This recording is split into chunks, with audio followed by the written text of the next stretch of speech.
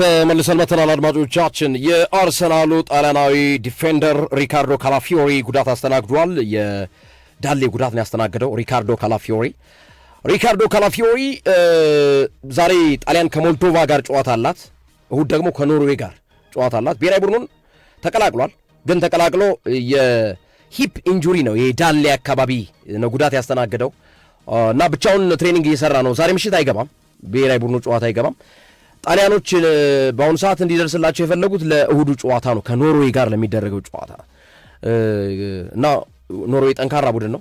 ዘንድሮ ዓለም ዋንጫ ከስንት ጊዜ በኋላ ኦልሞስት ተሳክቶላቸዋል እና ጣሊያን ደግሞ ከኖርዌይ ጋር ወሳኝ ጨዋታ ታደርጋለች እና ለእሱ ለማድረስ ብቻውን ትሬኒንግ እንዲሰራ ተደርጓል። ሪካርዶ ካላፊዮሪ በዛሬ ምሽቱ ጨዋታ ከሞልዶቫ ጋር በሚደረገው ጨዋታ ግን አይገባም ካላፊዮሪ። የአርሰናል ደጋፊዎች በጣም ስለ ካላፊዮሪ ጉዳት ከሰሙ በኋላ እንዳሳሰባቸው እየገለጹ ይገኛሉ። በ2024-25 የውድድር ዓመት ከአጠቃላይ የአርሰናል 58 ጨዋታዎች በ24 ጨዋታዎች አልገባም በጉዳት ምክንያት፣ ከ58ቱ ማለት ነው 2024-25 እና በአጠቃላይ የተጫወተው 40% አካባቢ ነው። 40%ቱን ጨዋታ ነው ተሰልፎ የተጫወተው በ2024-25። ልጁ አሁን ጥሩ ደረጃ ላይ የሚገኝበት እንደሆነ ይታወቃል። ሪካርዶ ካላፊዮሪ ግን የጉዳት ሁኔታ አደጋ ውስጥ ገብቷልና ብቻውን ትሬኒንግ እየሰራ ነው።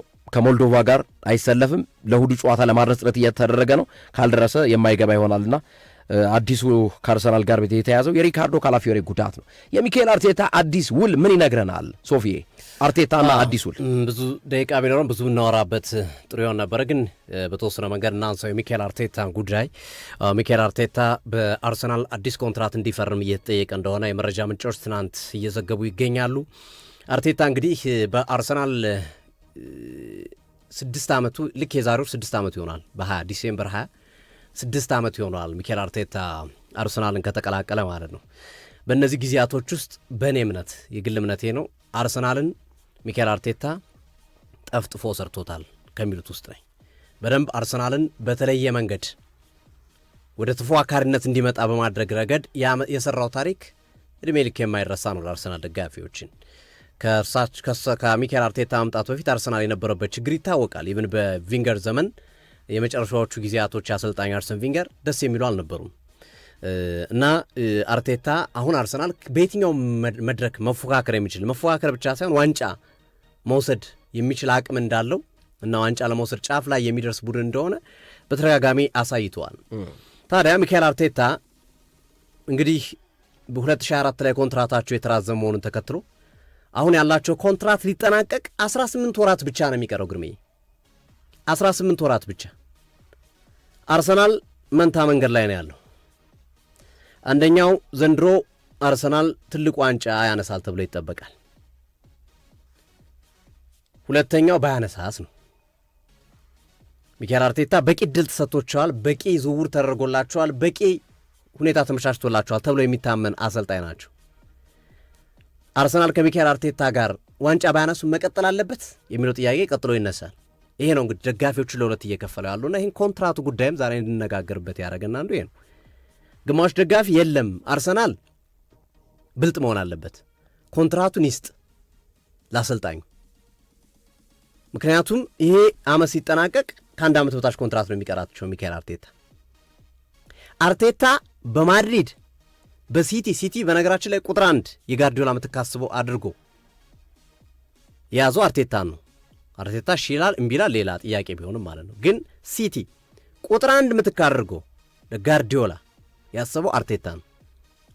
ጋርዲዮላ ምናልባት በዚህ ዓመት መጨረሻ በዛ ከተባለ በቀጣይ ዓመት መጨረሻ ጋርዲዮላ ይረቃል። ያ ማለት አርቴታ ኮንትራቱ ሲጠናቀቅ በነፃ ዝውውር ሲቲን መቀላቀል ይችላል ማለት ነው።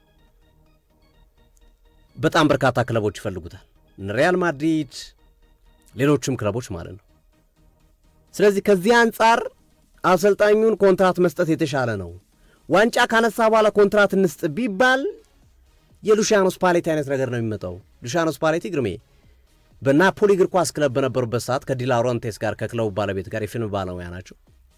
የተወሰነ ግጭት ነበራቸው፣ ግን ዋንጫ ያነሳም ብሎ ስላሰቡ ኮንትራቱን አናራዝም አሉ። ነው ዋንጫ በላ በአመቱ መጨረሻ ሉቺያኖ ስፓሌቲ። ከዛ አልፈልግም ብሏቸው ነው ጥሎላቸው ሄዱ እና ሚኬል አርቴታም እንደዛ ሊሰማው ይችላል። እንዲህ እየለፋ እንዲህ እየጣር እንዲህ ብዙ ነገሮች እያደረገ አንተ ኳልኩሌት አድርገህ ነገ ዋንጫ ባያነሳ ባሰናብቶ ይሻለኛል ብለህ የምታስብበት ከሆነ መጥፎ ስሜት ውስጥ ሊገባ ይችላል። ስለዚህ ሰጠው የሚለዋሉ። ሌሎች ደግሞ አርቴታ ዋንጫ የሚያነሳ አይነት አሰልጣኝ አይደለም፣ ብዙ ስህተቶችን የሚሰራ ነው። ዘንድሮ እንኳን ሲቲ ላይ፣ ሊቨርፑል ላይ፣ ሰንደርላንድ ላይ የሰራቸው ስህተቶች ይህ አሰልጣኝ ዋንጫ ላይ ውስጥ እንደሚችሉ የሚጠቁም ናቸው በሚል የሚከራከሩ አሉ። በነገራችን ላይ እስካሁን በሚኬል አርቴታ ስር የመጡ ተጫዋቾች በዝውውር መስኮት ግርምዬ ከ95% በላይ ስኬታማ ናቸው። ራይስ፣ ሃቨርዝ፣ ዙሜንዲ፣ ኢዜ፣ የኮሬሽ፣ ቤን ዋይት፣ ፓርቲ፣ ጄሱስ፣ ካላፊዮሪ፣ ቲምበር፣ ኦዴጋርድ፣ ቬራ፣ ዚንቼንኮ፣ ሜሪኖ፣ ራያ፣ ራምስዴል፣ ጋብርኤል ማጋሌሽ፣ ትሮሳርድ፣ ኪቪዮር፣ ቶሚያሱ፣ ሳምቢሎ ኮንጋ፣ ሙስኬራ፣ ኖርጋርድ፣ ጆርጂኖ እያልን እንሄዳለን። ከነዚህ ውስጥ ሳምቢሎ ኮንጋና ማርኪኒዮስ እንደዚሁም ቬራን ነው በቃ በንጽጽር አልተሳካላቸውም ብለን የምናስቡ። ሌሎቹ በሙሉ ፊት ናቸው ወይ ተሽጧል፣ አቅም ስላላቸው። አሁን ኪቪዮር ከገዙበት ዋጋ በላይ ነው የሸጡት። በ15 ገዝተው ኦልሞስት እጥፍ ነው የሸጡት ኪቪዮር። ስለዚህ አሁን ባለው አሰራር 97% ስኬታማ ናቸው። እንደዚህ አይነት ስኬታማነት በዝውውር ታይቶ አይታወቅም። በአብዛኛው ፌል ያደርግባል ዝውውር ላይ። ጋርዲዮላ ካልሆነ እንዲህ አይነት የተሳካለት ዝውውር የሚያደርግ አይነት ጋርዲዮላ ሲያዘዋውርም መርጦ ነው። የመጡትም ተጫዋች ስኬታማ ናቸው በአብዛኛው። የምታነሳበት የካልቨን ፊሊፕስ አይነት ተጫዋቾችን ካልሆነ በስተቀር አታነሳበትም። እና የሚኬል አርቴታም ዝውውሮች እንደዛው በጣም በጣም በጣም ነጥቡን የሚመቱ እንደ ዳርት ጨዋታ የሚመስል አይነት ዝውውሮችን ነው የሚያደርገው ሚኬል አርቴታ። እና ይሄ ብዙ መፋተጎችን በአርሰናል ክለብ ደጋፊዎች መካከል እየፈጠረ ነው ያለው። በአብዛኛው ግን አርቴታ ኮንትራቱ ሊራዘም ይገባል። አርቴታን ኮንትራቱን አራዝሞ በኋላ ዋንጫ ባያነሳ እንኳን ማሰናበጥ የ12 ሚሊዮን ፓውንድ የውል ማፍረሻ ጉዳይ ነው። መጥፎ ነገር አይደለም። አሁን ግን የዚህን አሰልጣኝ ኮንትራት ሳያራዝሙ ዋንጫ ሲያነሳ እባክህ አራዝምልኝ ብሎ መምጣት ግን የሰበርከውን ልብ እንደገና መጠገን ይከብዳል አይደለ? አስቸጋሪ ነው የሚሆነው እና እንደዚህ አይነት ስሜት ሊፈጥር ስለሚችል ቀድሞ ቢራዘምለት የሚሉ ሀሳቦች እየተሰጡ ነው የሚገኙትና ካለን ሰዓት አንጻር ግርሜ እኔ በዚሁ ላገባድ ከአርቴታ ጋር በጣም አርሰናል ለአርቴታ ውሉን ካልሰጠ ሌላ አደጋ ይመጣበታል ከሚሉት ወገን ነኝ እና ሶፊ አንተን ሀሳብ ሞር ሳፖርት አደርገዋለሁ ሙሉ በሙሉ ማለት ነውና አርቴታ ላይ አሁን ሌላ ቁማር ቀምራለሁ አይ ዋንጫ ባይወስድስ ያኔ ይባረራል ላቆየው የሚል ከሆነ አርሰናል አደጋ ውስጥ ነው። አርቴታ ሪያል ማድሪድ ኢቨን ቪሴን ኮምፓኒ ያዘው ቡድን ባየር ሙኒክ ሲፈልገው እንደነበር ይታወቃል። ትላልቅ አሰልጣኞች ጭምር ማለት ነው። ኢቨን ፓሪስ ሰን ጀርመን ራሱ ከሉዊስ ኤንሪኬ በኋላ ያቀደው አርቴታ ላይ ነው። የብዙ ታላላቅ ክለቦችን ትኩረት የሳባ አሰልጣኝ ነው። ስለዚህ አርሰናል ለምን ውሉን ይሰጠዋል ብዬ ነው የማስበው። ምንም ወደኋላ የሚልበት ምክንያት አለው ብዬ አላምንም። ዛሬ ምሽት ሁለት ወሳኝ ጨዋታዎች ይደረጋሉ። ከዓለም ዋንጫ ለመግባት የሚደረጉ ናይጄሪያ ከጋቦን፣ ካሜሮን ከዲሞክራቲክ ሪፐብሊክ ኮንጎ የሁለቱ አሸናፊዎች እሁድ ከምሽቱ 4 ሰዓት ለዋንጫ ጨዋታቸውን የሚያደርጉ ይሆናሉ። ማለት ለማለፍ ማለት ነው ዓለም ዋንጫ። ስለዚህ ከአራቱ ዓለም ዋንጫ ማን ይገባል የዛሬ ምሽት የሚጠበቅ ነው። በዚሁ አጫጭር መረጃዎችን ከመሸጋገሪያ በኋላ እናቅርብ።